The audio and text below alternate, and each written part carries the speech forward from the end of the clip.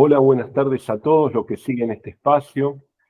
Hoy en este episodio tenemos a un invitado muy especial, una persona del enfoque centrado en la persona y de nuestro mundo, el focusing. Entonces, nos agasaja con su visita a este espacio, Sembrando Focusing, a Tomeu Barceló. Tomeu es de España, así que bueno, bienvenido Tomeu. Mucho Muchas gusto, ¿cómo gracias estás? por invitarme y estoy una maravilla de momento, gracias a Dios. Bueno, no sé si te querés presentar, como qué es lo que haces, cuál es tu profesión. Creo que sos filósofo o Así es. filólogo, no me Las dos cosas, las dos cosas. Bueno, yo he sido profesor durante muchos años y también tenía una institución que era el SPLAI, que era la educación en el tiempo libre. Últimamente, estos últimos 8 años, he trabajado en la administración educativa, que me pidieron para que, en fin, me encargara de la formación del profesorado primero y después de un poco de coordinar las políticas educativas como secretario general de educación, ¿no? Ahora ya me he jubilado, así que ahora me dedico a leer, a escribir y doy algunas clases en un máster de la Universidad en Palma, en Mallorca, y otras clases en Barcelona.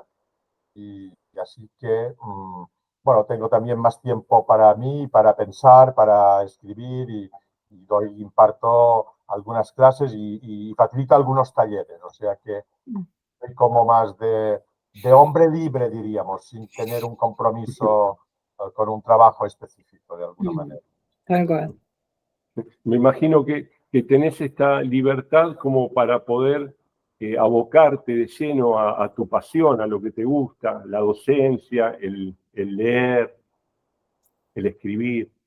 Así es. Ahora he estado ocupado en escribir un libro que está en la editorial, que lo van a publicar, no sé, en unos meses, sobre la educación centrada en la persona en este siglo XX. Porque entonces es una sociedad que ha cambiado mucho desde que Carl Rogers pues, hizo sus teorías de libertad y creatividad de la educación. Estamos en otro mundo más complejo, más digitalizado, más, en fin, mucho más complicado todo, ¿no? Entonces yo tenía mucho interés en mantener viva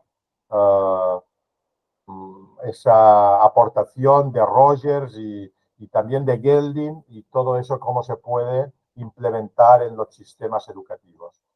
Y he estado trabajando en eso, así que ya la editorial ya tiene el libro y entonces me han dicho que en octubre, noviembre lo pueden sacar.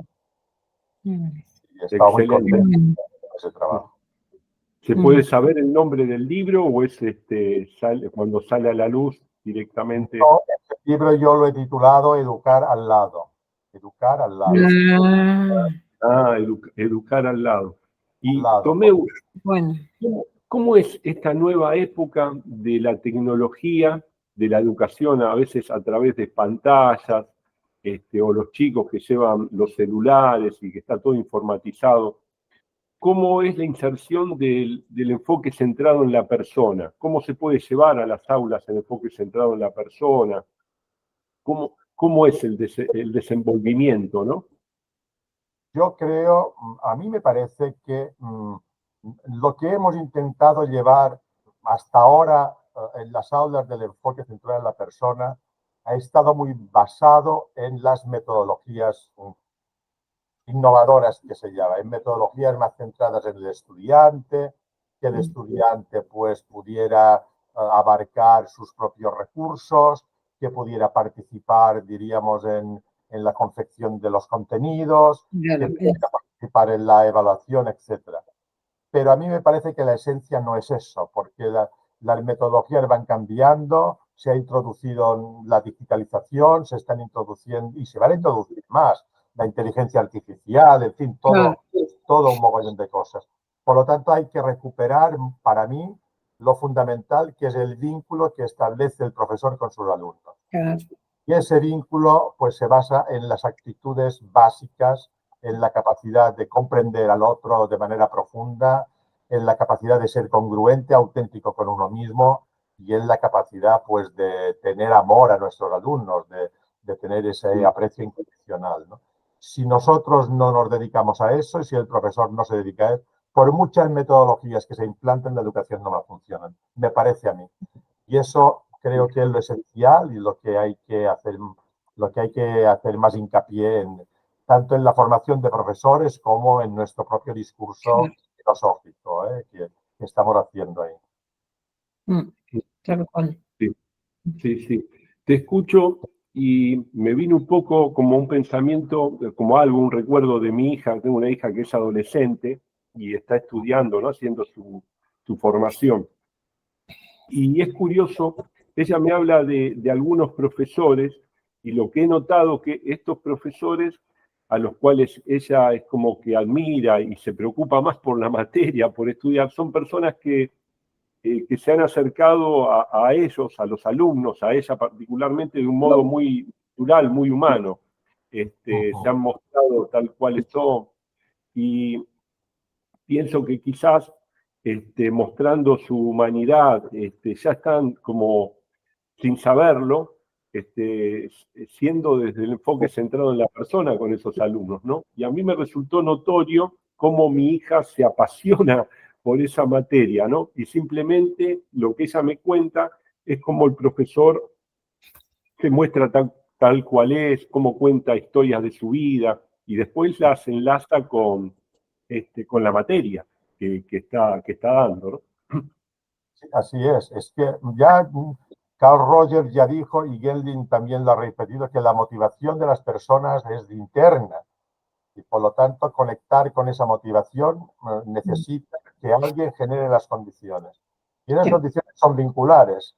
Si el profesor es capaz de mostrarse tal como es, de,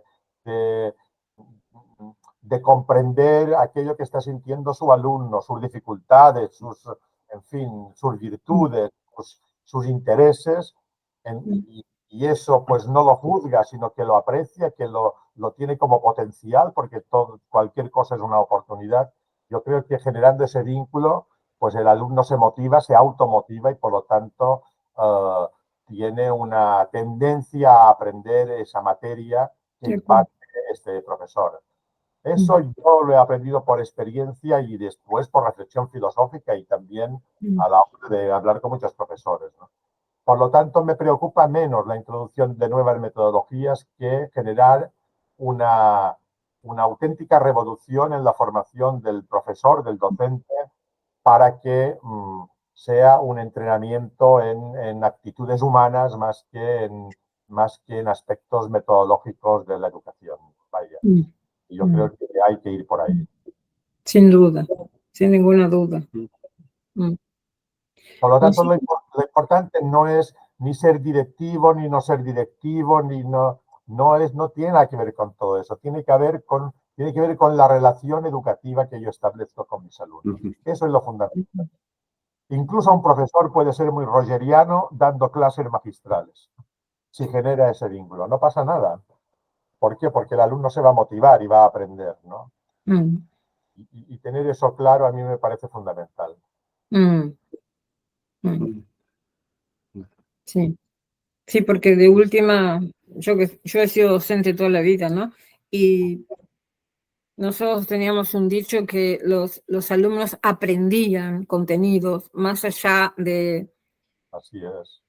A pesar de los docentes, digamos, a pesar de los profesores, así el profesor no fuera bueno, pero me parece que el vínculo, establecer estos vínculos significativos de alguna manera, cambia otros aspectos de las personas.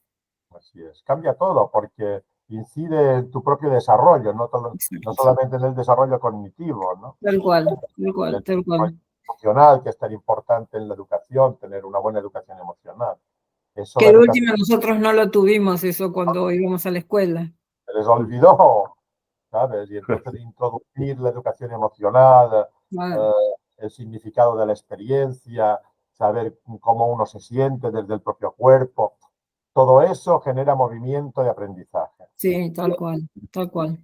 Claro. Impresionante. Sí. Sería Por como, eso sí puede aportar mucho también en eso, naturalmente, porque el focusing nos ayuda, diríamos, por una parte a tomar conciencia de aquello que sentimos, pero por otra, y lo más importante, que es lo que nos ayuda a aprender, es a significar aquello que sentimos, porque Exacto. no es solamente sentir y ya está, ¿no? Hay que saber significar. Entonces, significar aquello que uno siente, qué relación tiene este significado con la vida, con el mundo, con mi entorno, con mi contexto, eso es lo que nos hace crecer como personas, ¿no? A Exacto. nosotros y a nuestros alumnos, claro. Tal cual. Mm.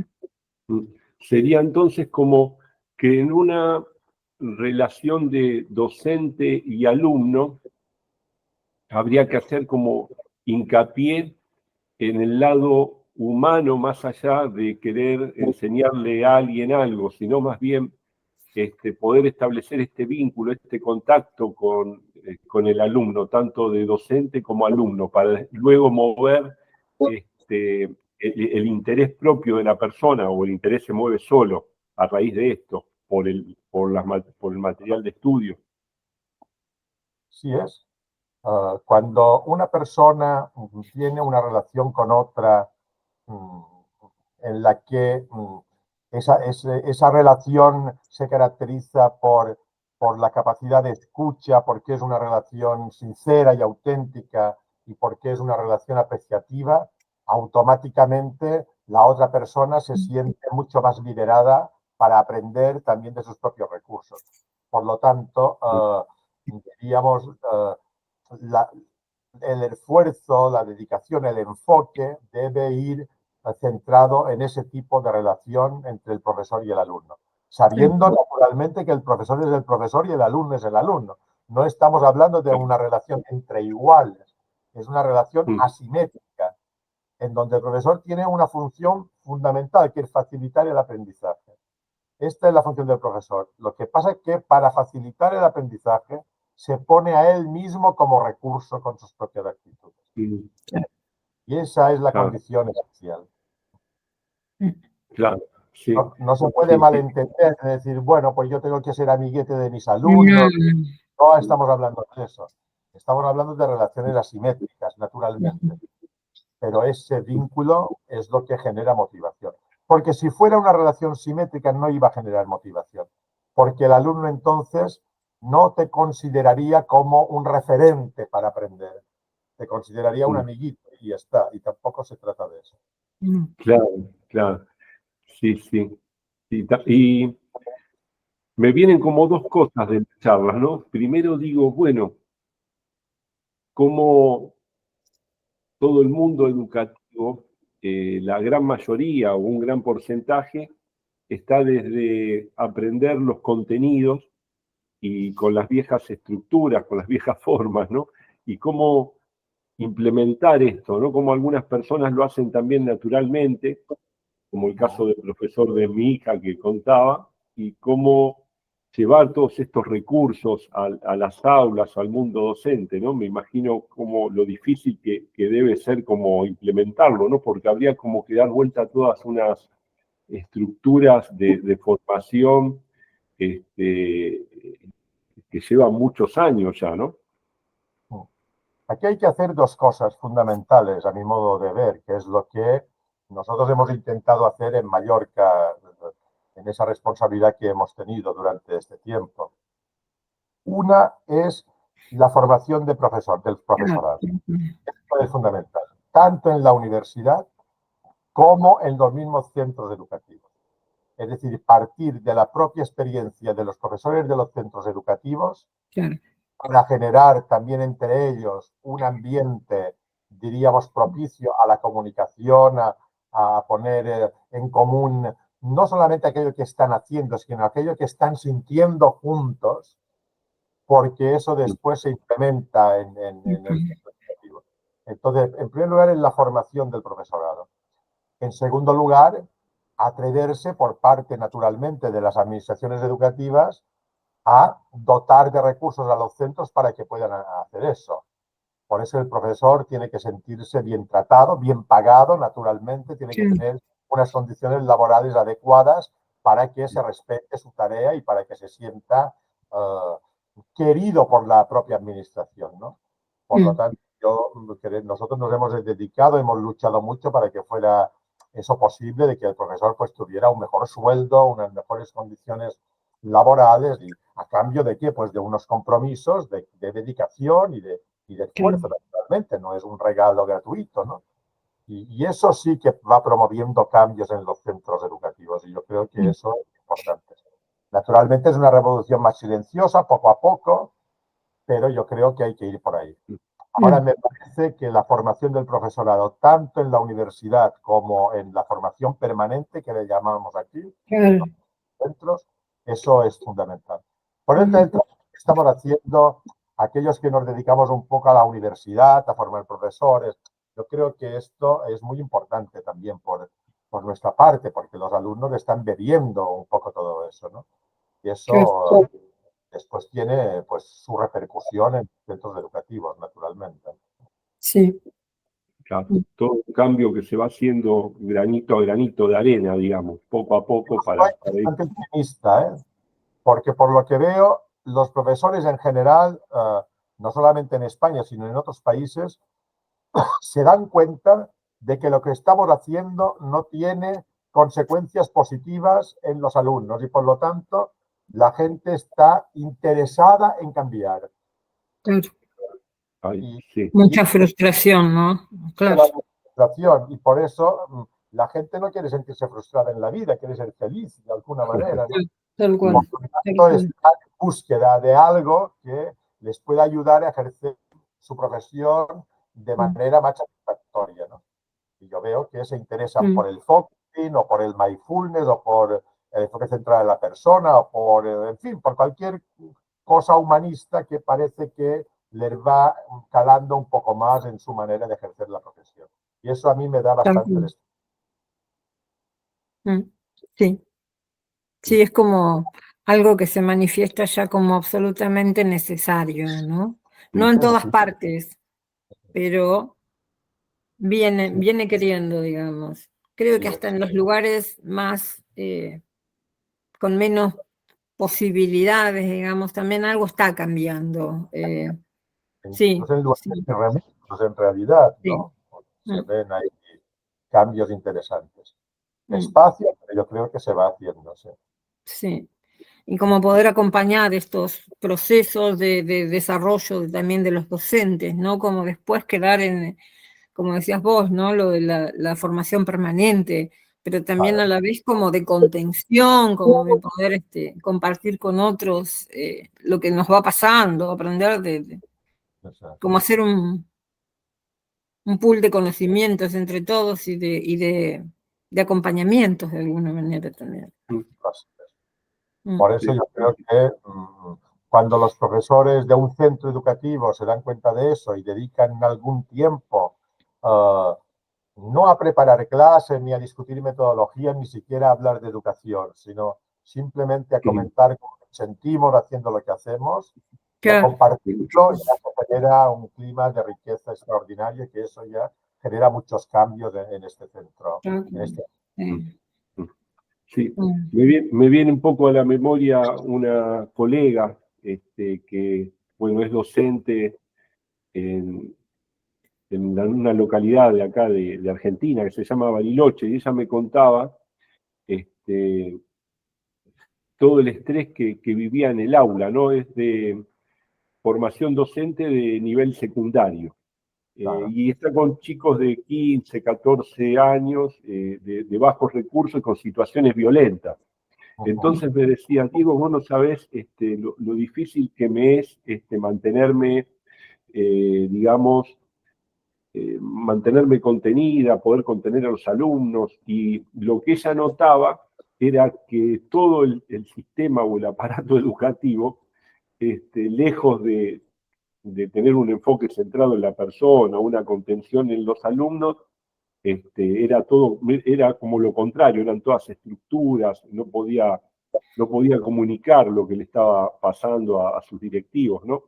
Entonces ella lo que hacía era como un trabajo hormiga, con los alumnos hacía a veces focus y un poco de escucha, y eso iba haciendo que el aula, que los chicos fueran como sintiéndose mejor, conteniendo, pero bueno, es como que lo que vos transmitís, Tomeu, es una idea, pero me imagino que es muy difícil de llevarla a algunos lugares si no está el compromiso de toda la estructura docente, ¿no? Y más en los lugares así tan precarizados como lo que me contaba la colega, ¿no? Hay sitios muy difíciles, es verdad, pero al final, bueno, yo aquí tengo la experiencia en un barrio de Palma muy complicado, en donde hay mucha violencia y en donde, bueno, también hay mucha diversidad, diríamos, de gente magrebí, de gente del Senegal, en fin, mucha pobreza también. Y entonces, claro, es una comunidad muy difícil en realidad, ¿no? Es un poco pues como la parte de detrás de Caminito en Buenos Aires, que también allí como da miedo meterse por ahí, ¿no? Pues eso es un lugar similar. Y sin embargo, los centros, ahí hay 3 centros educativos que están haciendo una labor fantástica con esos alumnos. Los mismos alumnos aprenden a mediación de conflictos entre ellos y por tanto en la misma comunidad, ¿no?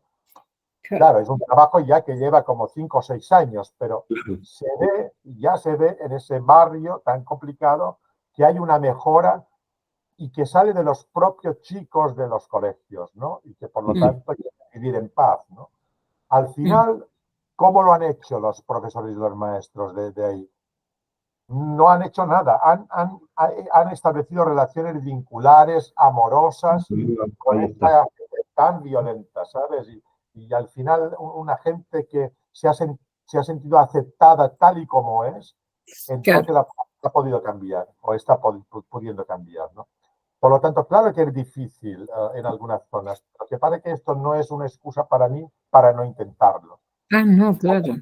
Porque si no, estamos dedicando, diríamos, como si el enfoque central de la persona fuera para gente rica nada más, ¿no? Y para gente, pues, vale, que ya tiene unos valores diferentes, de la clase media alta. Y no estamos hablando de eso, estamos hablando de que el enfoque central de la persona o el focus es un tesoro para toda la humanidad. Exacto.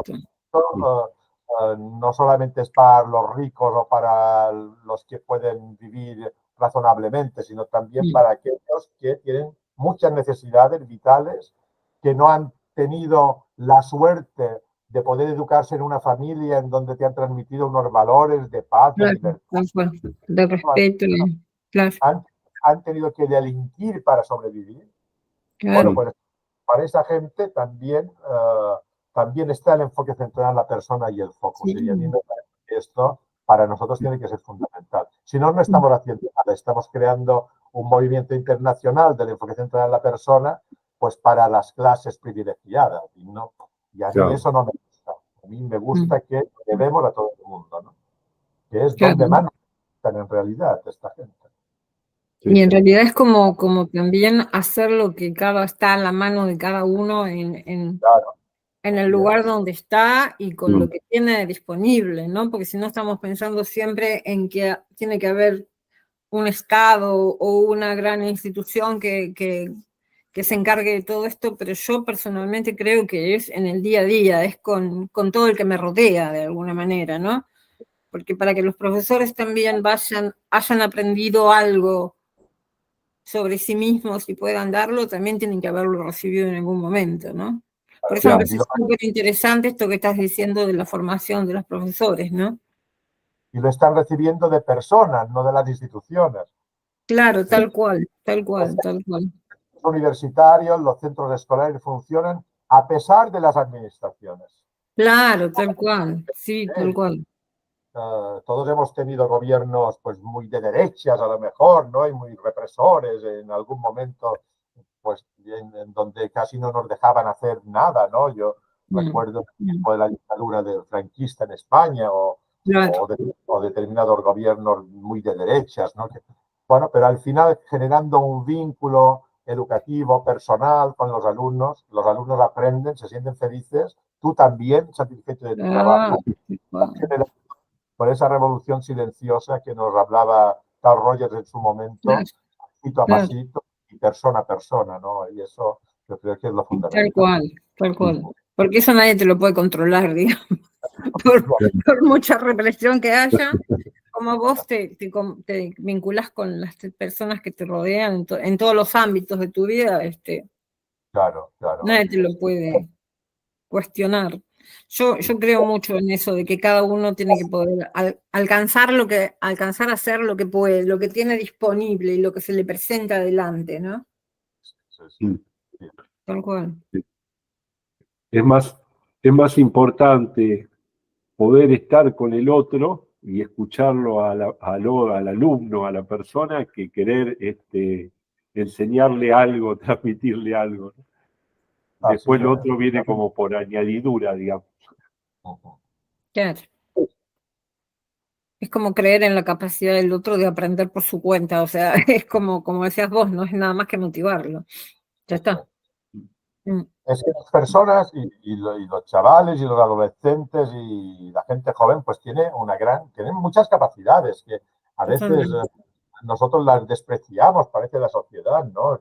Además son el futuro de la sociedad en realidad esta gente, por lo tanto se trata de darles un contexto para que puedan desarrollar esas capacidades que tienen, ¿no? Totalmente. Mis hijos ya saben mucho más que yo de muchas cosas de la vida. Obvio, sí, ni hablar, sí. Y nadie se lo ha enseñado en realidad, no sé cómo lo han aprendido, ¿no? Porque yo no lo sabía de alguna manera.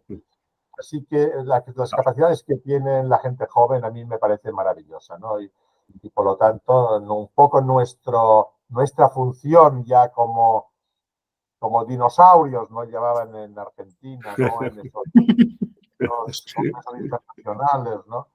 Bueno, pues esa función es un poco esa, pues bueno, pues generemos las condiciones para que los que vienen un poco de más, tal cual. Y es que en realidad no sé cómo es para vos, ¿no? Cómo lo ves, pero yo creo que el conocimiento y adquirir el conocimiento y alcanzar el conocimiento hoy está acá, está todo a la mano. Y lo más complicado en este momento me parece que son las relaciones humanas, los vínculos. Sin duda. Y tenemos que aprender a relacionarlos con los demás, porque la sociedad no nos ayuda a eso, no nos genera un mundo más individualista, más uno encerrado en sí mismo, con las pantallas, ¿no? Pero las pantallas, bueno, pues tienen sus dificultades, pero también tienen su gran ventaja. Podemos conectar con gente que está a miles de kilómetros, ¿no? Y eso pues también es muy interesante. Yo creo que es una gran oportunidad que nos ha puesto la tecnología al servicio de la humanidad. Así que se trata de buscar pues las oportunidades de todo eso, ¿no? Y efectivamente, como tú dices, a mí me parece eso esencial, que es, bueno, pues dedicarnos tiempo a las relaciones humanas, dedicarnos esfuerzos ahí, porque en eso sí que la sociedad a veces no nos ayuda, porque nos hace un mundo pues más individualista, más egoísta, más egocéntrico de alguna manera, ¿no? Y eso es un poco, pues, nuestra revolución, de alguna manera, dedicarnos a un poco más. Sí, tal cual. ¿Cómo es el focusing llevado a la educación o a las personas? ¿Cómo sería la pregunta concreta, o de algún modo, nunca son concretas las preguntas, pero ¿cómo es tu experiencia llevando el focusing a las aulas? ¿Cómo se hace, digamos? Sí. Yo creo que el focusing en las aulas significa, o para mí, son dos líneas de trabajo, diríamos, importantes. Una es la propia filosofía del focusing, es decir, no partir nunca de ningún contenido que ya sea significado, sino partir siempre de la experiencia. Cuando nosotros generamos contextos de experiencia y a partir, no solamente a nivel emocional, sino también a nivel de contenido, de lo que sea, ¿no? Si nosotros generamos contextos de experiencia y después facilitamos que esto se pueda significar, ahí se produce una gran capacidad para adquirir nuevos conocimientos por parte de los alumnos. Por lo tanto, la aplicación de esa metodología basada en la filosofía del focusing, mi experiencia es que ha sido muy fructífera para que los alumnos devengan competentes, bueno, al menos en mis materias, que ha sido el ámbito de la filosofía y de la filología, en fin, ¿no? Pero también en otras que me han dicho profesores que han ido utilizando y que gente formada en focus. Eso por una parte. Por otra, la misma técnica del focusing. Si nos paramos en el aula de vez en cuando, ¿cómo estoy sintiendo todo eso en el cuerpo? ¿Cómo me estoy sintiendo con esa materia, con ese contenido, con ese asunto que ahora estamos intentando aprender? Eso cómo lo vive mi cuerpo. Y aprender a significar eso ayuda a tomar conciencia de cómo yo me siento ahí y por lo tanto también me ayuda a desbloquear, pues a lo mejor, pues muchos bloqueos que uno tiene para un determinado asunto personal o de contenido de aprendizaje, ¿no? Sí. Esos dos aspectos del focusing a mí me parece que es lo mejor para introducir en las aulas el focusing por ahí, más que hacer los 6 pasos del focusing o los 7 o los 12, eso. Se trata de parar un momento y escuchar cómo me siento, cómo está afectando esto que estoy viviendo a mi cuerpo y cómo significo eso, y compartirlo con los demás, ¿no? Tal cual. Ahí se genera un clima de confianza, un clima de libertad, porque uno deja de sentir miedo, deja de sentir bloqueos, se da permiso para sentir y por lo tanto le ayuda, diríamos, a desplegarse como persona porque como que sana sus propias angustias que tiene, pues hasta un contenido que uno será en matemáticas y el otro será en historia. Yo qué sé, cada uno pues tiene sus propias dificultades, ¿no? Entonces esos dos aspectos, por una parte el aspecto más filosófico y basar una metodología en la filosofía del focusing y por otra utilizar la técnica del focusing para que uno pueda percibir cómo me estoy sintiendo en mi cuerpo, cómo me resuena esto en mi cuerpo, qué sensación tengo y significarla, eso son los dos aspectos que yo creo que la educación puede absorber del focusing como tal. Totalmente. Más que la técnica en sí de los pasos o de... Sí, tal cual. Sí, sí. No debe ser un recurso como cualquier otro. Sí, como llevarlo al momento, digamos, ¿no? Así es.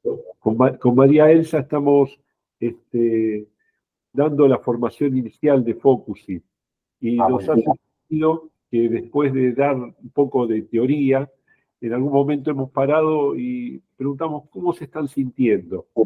Fue curioso en ese momento, que fue la primera clase, ¿no, María Elsa? Como todos empezaron a hablar de, como esto es mucha teoría, y cómo ahí hicimos un pequeño focusing chiquitito, y todos cómo se abrieron más, y de ahí salieron algunas cosas, ¿no? De cómo estaban, de cómo iban viviendo lo que iban escuchando. Sí. O sea que, bueno, en ese sentido, siendo algo puntualmente una clase de focusing, lo pudimos vivir en ese aspecto, en carne propia, lo que estás diciendo, ¿no?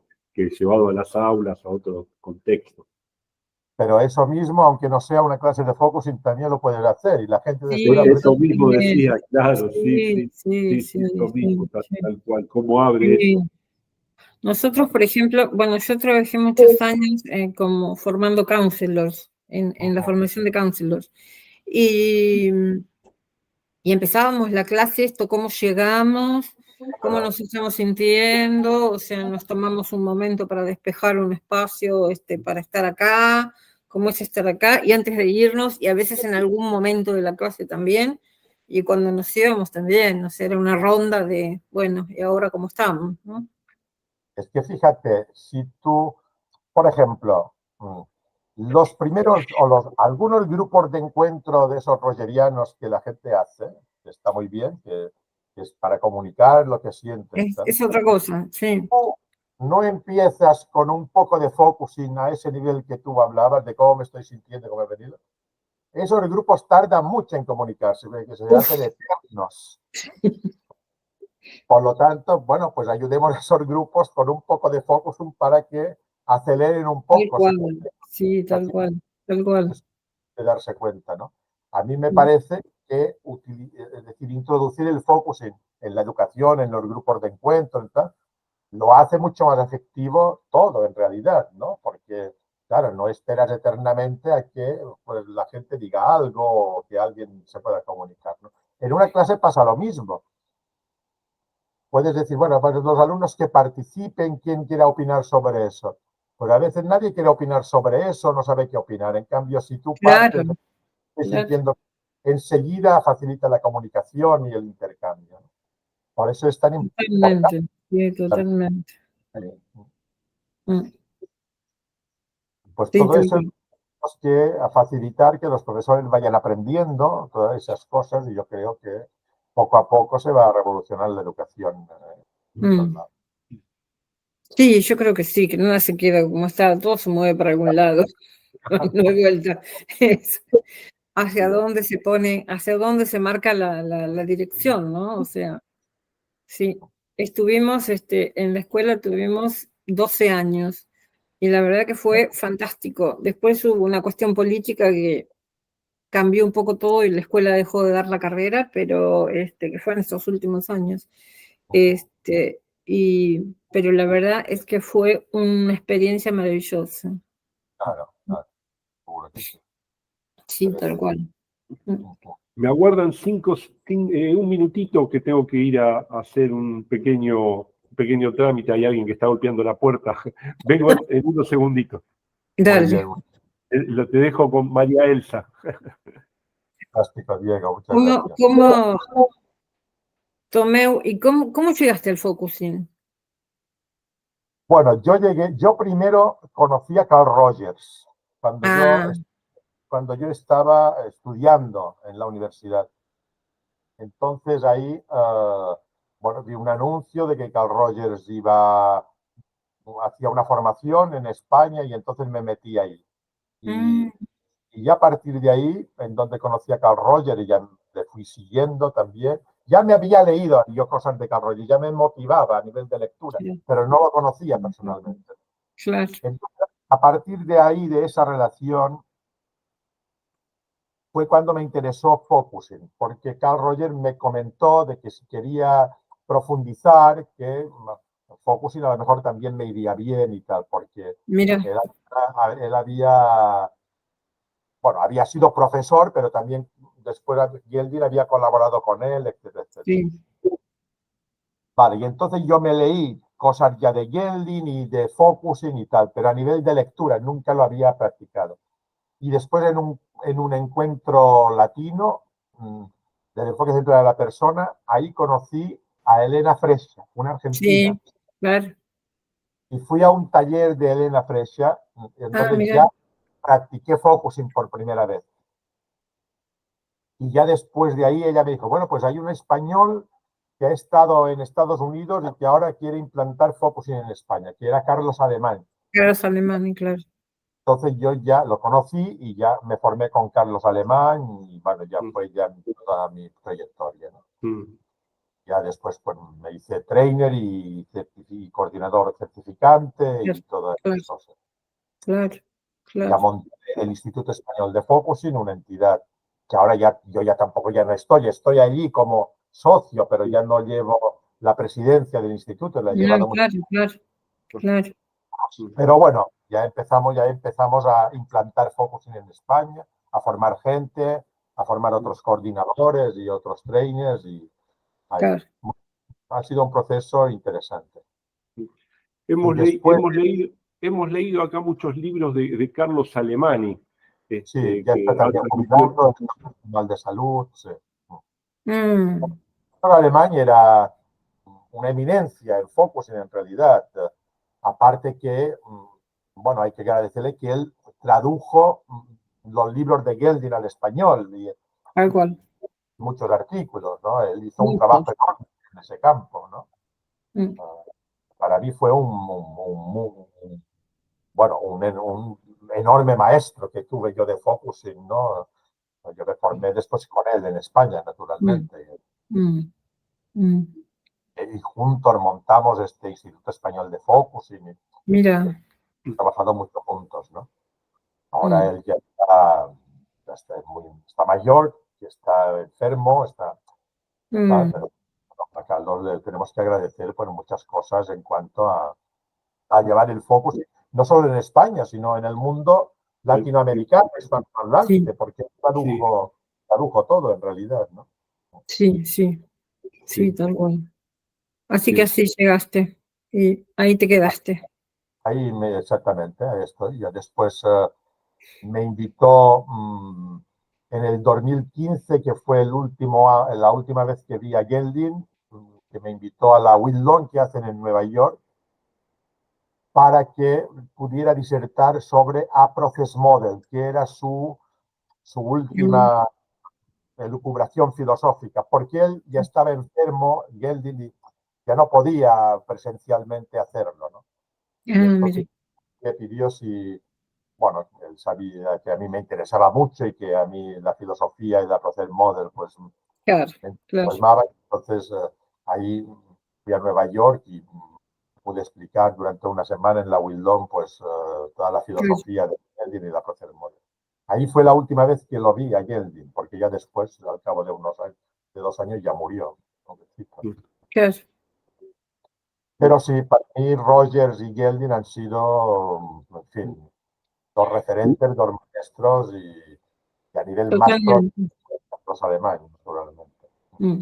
Tuviste oportunidad de conocerlos a los dos en persona, tanto a Gelding como a Rogers, ¿no? Conocí primero a Rogers y más tarde a Gelding. Sí. Rogers me impactó mucho porque yo era muy joven, yo tenía 21 años o 22 Así que ese me transformó la vida en realidad, porque yo ya había leído mucho el de Carl Rogers antes. En mi adolescencia me encantaba, ¿no? Pero claro, poder ir a una formación con Carl Rogers, tocarlo, hablar con él, eso para mí fue muy importante, ¿no? Y después mantuvimos correspondencia durante cierto tiempo. Por eso pudo venir, porque ya conocía un poco también su gente, en Mallorca, que invité a Natalie Rogers y se vino enseguida. Sí, me acuerdo de ella. Sí, ya, era Gelding con pelito. Claro. Era muy parecida físicamente a él. Sí, así. Me acuerdo, que la conocimos allá en Mallorca, en ese congreso. Así. Estuvo muy contento de él. Muy impresionante. Impresionante, porque además ella ya no viajaba. Al final me dijo, bueno, yo vengo porque me has invitado tú y porque sé que mi padre te conocía y te tenía un cierto aprecio, ¿no? Entonces se vino. Y cuando estuvo allí le gustó tanto que llamó a su hija para que cogiera un avión y se viniera también. Mira. Sí, me acuerdo, sí, un recuerdo maravilloso fue ese. Aparte la calidez de ella, ¿no? Me imagino que Roger tendría algo parecido, ¿no? Tal cual. ¿Y cómo era Gendling? ¿Qué recuerdo te queda de su persona que nos puedas contar, ¿no? Está bien, ha dejado un legado inmenso, pero el tenerlo ahí cara a cara. Puede contar lo que todo el mundo sabe, porque era un hombre muy extrovertido en realidad, a diferencia de Rogers, que era más introvertido y más tímido, ¿no? Y él era muy extrovertido. Incluso a mí me extrañaba que cuando hacía focusing, cuando facilitaba focusing, hablaba mucho él. Tenías que parar, porque si no, casi no podías conectar tú con tu propio. Le encantaba hablar, ¿no? Al final, o sea, a Gendling le encantaba hablar, le hablaba mucho. Claro. Por eso al final él nos decía, haced focusing vosotros, que a mí ya no me va bien. Él le gustaba mucho hablar, ¿no? Entonces era un hombre muy extrovertido, fumaba mucho, muchísimo también, ¿no? Y era un hombre pues con un sentido del humor fantástico, te reías mucho con Gendling en realidad. Ay, qué bueno. Mira. De cualquier cosa hacía una broma, ¿no? Eso era muy divertido, sí. Sí, pudimos ver en algún video cuando conectaba con la persona que tenía enfrente y aparecía como algo gracioso, entonces le decía, por esto, ¿no? Y se reía y se lo veía muy simpático. O estaba hablando de algo y también como que... Sí, él mismo montaba sus propios chistes. Sí, sí. Tenés algo escrito sobre eso, creo haberlo leído, ¿no? ¿No es cierto? Sí, sobre Rogers y Gendlin. ¿Tenés algo escrito? Un capítulo, un capítulo de un libro. Sí. El manual práctico del Focusing de Gelding, allí tengo 2 capítulos. Uno es sobre esta cosa de Rogers y Gelding. Sí, porque ellos también tuvieron una relación tensa en algún momento, ¿no? Sí, claro. Pero bueno, yo creo que nos han dejado un legado fantástico. Maravilloso. Tal cual. Bueno, maravilloso. Bueno. ¿Cómo te estás sintiendo, Tomeu, en este momento? A mí me encanta hablar con la gente y conectar con personas como ustedes que también aprecian a Carl Rogers y al enfoque central de la persona y al focusing. Y eso me da ten en cuenta que yo vivo en una isla, por lo tanto me da una sensación de no sentirse solo en el mundo ni aislado, sino de sentirte conectado pues con personas interesadas en lo mismo que yo también estoy interesado. Tal cual. Comodísimo, muy cómodo con vosotros, ¿no? Yo ya tenía referencias, yo os conocía un poco a María y también a Diego, ¿no? Y por lo tanto, hombre, me he soltado en confianza, la verdad. Incluso sin pensar que estabais grabando nada, ¿no? No sé. Y que después iba a quedar ahí, ¿no? Para la posteridad. Queda para la posteridad, sí. Así que con toda confianza me he sentido cómodo y la verdad con mucho placer, con mucha satisfacción de charlar ese rato con vosotros, sin duda. Yo te voy a convocar otra vez, te vamos a volver a convocar otra vez, porque yo tengo un tema pendiente con algunas cuestiones que no alcanzo a terminar de comprender, que es tu aporte de el focusing y la física cuántica.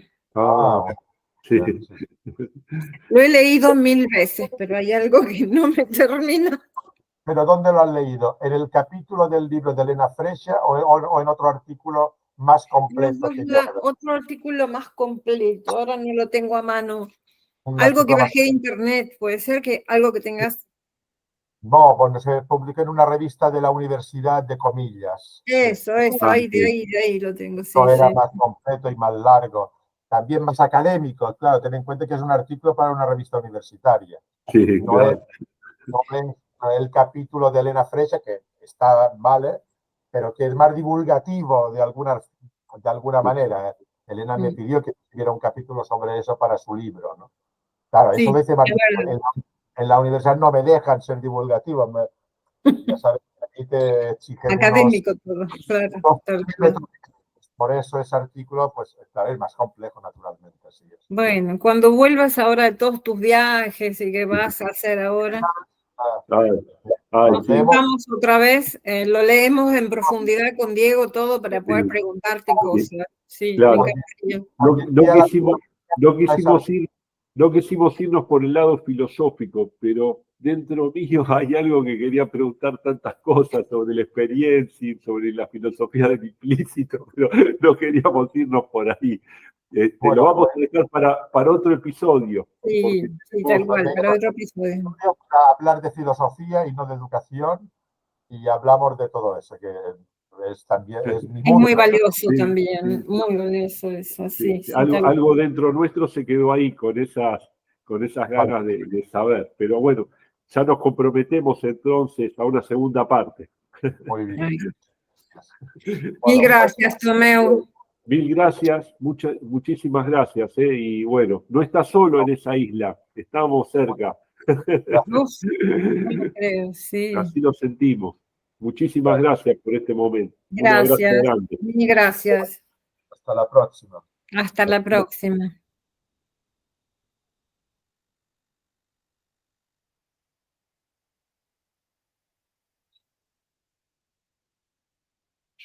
Bueno, Bueno, habría que cortar la grabación, si se puede. ahí estamos.